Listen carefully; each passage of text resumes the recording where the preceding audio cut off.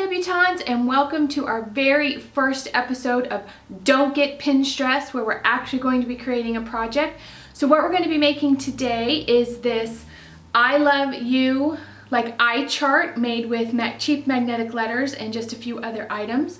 So I'm going to go ahead and show you what you need, and we're going to go ahead and get started, and don't get pinstressed. Okay, so this is my original inspiration. This doesn't give you a how-to. This is like a print that you can buy. But I looked at this and I thought those look an awful lot like the cheap plastic letters that you buy for little kids to put magnets on the refrigerator. So this is what we're going to make. Not exactly like this, but something very similar. So I'm going to go ahead and show you what we need to make this project. So let me zoom out a little bit. Okay, now when you see my room, don't be judging. I still have projects everywhere that need to get accomplished. So here are some of the items that you are going to need to start this project. You're going to need spray paint. I'm using spray adhesive, and I'll tell you why in just a second. You obviously are going to need these cheap plastic letters. These are alphabet magnets. I actually bought these at Walmart. I had to run in there for something, and these I think were like 97 cents, and they have all 26 letters. You don't need, you could do this with stickers, you could do it with, you just need the 26 letters. And what you're going to do is you're going to substitute the O with a heart shape. Now this is just a piece of scrapbook paper that I cut out. You can use a wooden shape. I couldn't find a wooden shape the right size that I needed, so I just cut this out with a hole punch. You could draw it, you could cut it out that way. You're going to need a glue gun and glue sticks, or the E6000 glue that I'm always raving about. Let me see if I can find that while. This is the E6000. When you purchase this, I notice now it comes in black, white, and clear. I like to use the clear when I use this, so I'm not sure which one I'm going to use. The E6000 takes longer to dry, but it holds up longer. But I'm thinking for this project, a glue stick will probably work. You're going to need something to glue your letters onto. It could be anything. It could be a piece of wood. It could be a scrapbook piece of paper if you're going to put it in a frame. I actually purchased this canvas board at Goodwill for 99 cents. It's got a little bit of damage on it, but I am going to cover it with some brown craft paper, and I'm going to use the spray adhesive in order to attach that to this.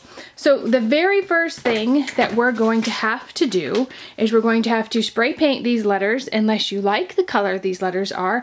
I do not, so I picked out this Rust-Oleum 2-time ultra cover. I bought this at Walmart as well, and it says also bonds to plastic. So since these are plastic letters, I bought a spray paint that works with plastic. So I'm going to go outside, lay all my letters out, and I'm going to give them probably several light coats of spray paint because I don't want it to be gloppy, and the sun is nice, so they should dry quickly. So the first step is to spray paint our letters. Okay, so I put a real thin coat on the letters. They're outside. I will show you that in a little bit. And the next step is to cover this canvas board with this brown paper, because I obviously don't want the white, because first of all, this is a little damaged and it's just not really going to go with my color scheme. So what I did was I just laid the canvas board down on the paper that I had laid out, and you guys have heard me talk about this clear ruler before, and this is great because I knew I wanted it to be about an inch bigger than my board, so I just lined it up on this line. I don't know if you can see that right there, the 1 inch line. Honey's not here to help me film today, so it's going to be a little bit more difficult. So this is a 2-inch wide ruler. This middle blue line marks 1 inch. So I just laid that on the edge and traced around it, and I can do an inch on either side.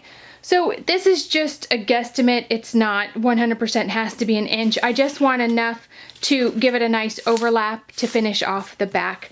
So what I'm going to do is I'm going to tape the paper, the brown paper, down to my surface, because I don't want it to move.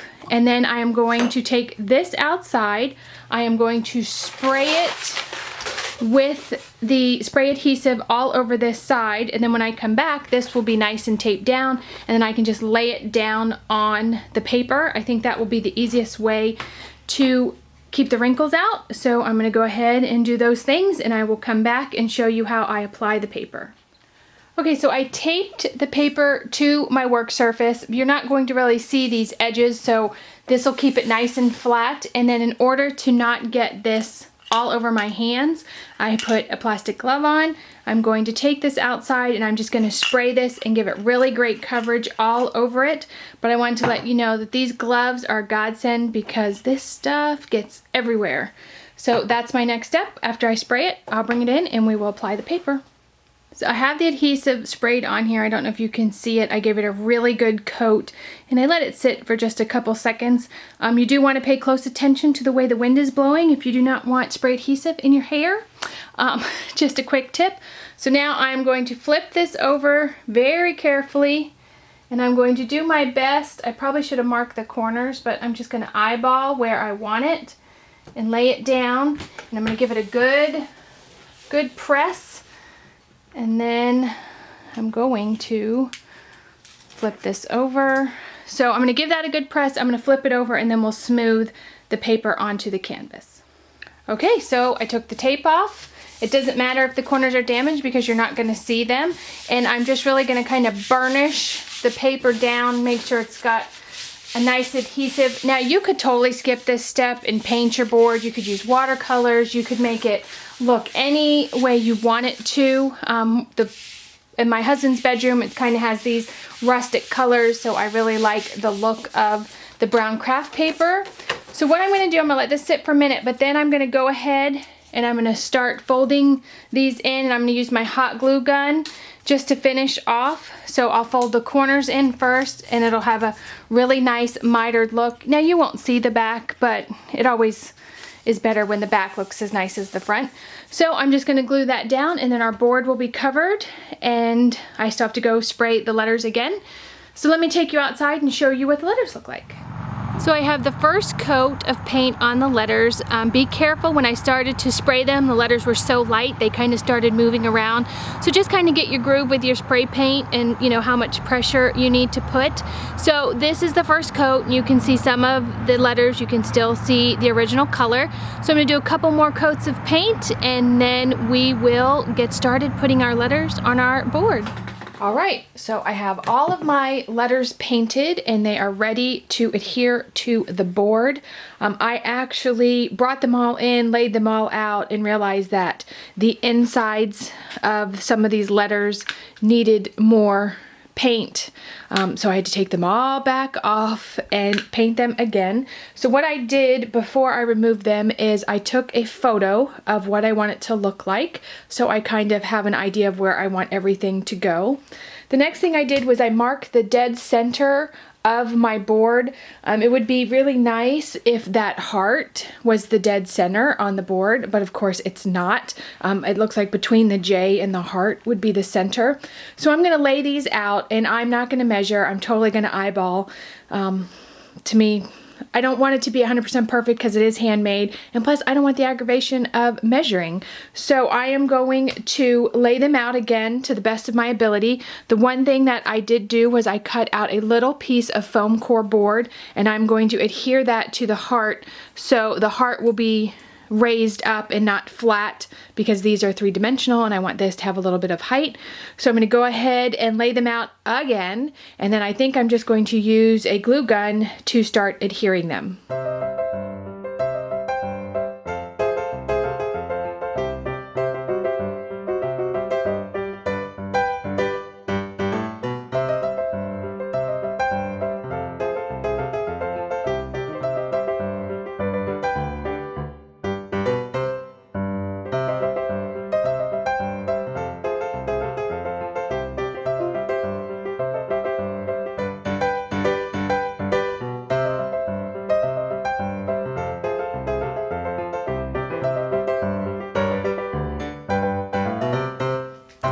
right, so all of my letters are glued on. They're not perfectly straight, they're not perfectly spaced, but I like the way it looks, and you can tell that I painted the I and the U, which I didn't tell you before, with some acrylic paint. I just used red paint and a brush, and I painted over the cream color. I gave them like 2 coats of the cream color just so it would hold that red color a little bit better. So basically you are finished. You can decide if you want to put a hanger on the back. You could easily glue some twine and put a hanger on it. I'm going to set mine up like this in my Valentine's Day display. So I am very happy with it. So I'm going to go ahead and put this with my Valentine's decor, and I'll show you how it looks. Alright guys, so here is our craft project put up on the shelf, displayed with some Valentine's items. These are my dining room shelves. This is the top shelf that I put it on. I wanted to give it some nice height. And then these are the rest of my shelves. I'm actually filming through my chandelier so you can see the top shelf. So I'm going to go ahead and hop off this chair without killing myself and show you the rest of the decor. Okay, well here is a quick overview of my shelves. That metal item in the top of the frame is my chandelier. It's very hard to film these shelves, but I have 2 floating shelves from IKEA, and then this is our dining room hutch. We actually took the top part, the china cabinet part, off quite a while ago, and we painted it this pretty black color. So I just wanted to show you what we have. So on the top shelf hanging, you see the Be Mine banner. We made this at a craft night a couple years ago. I'll try to link that video down below if you want to make that. It's made with like upholstery strapping that you would put on a chair before you put a cushion on it. So I will link that down below. Over here, all the way on this side, the T loves K. They're actually ironwork, pictures of ironwork from Charleston. I picked these up with Lori when we were in Charleston. I actually got some more that say Faith, and I just haven't done anything with them yet. So I thought they would be a nice addition to my Valentine decor. Then the middle says First Comes Love. I actually had bought this sign for Maureen for her pink kitchen, and she decided to get rid of it. So I said, well, I will take it right back and use it in my Valentine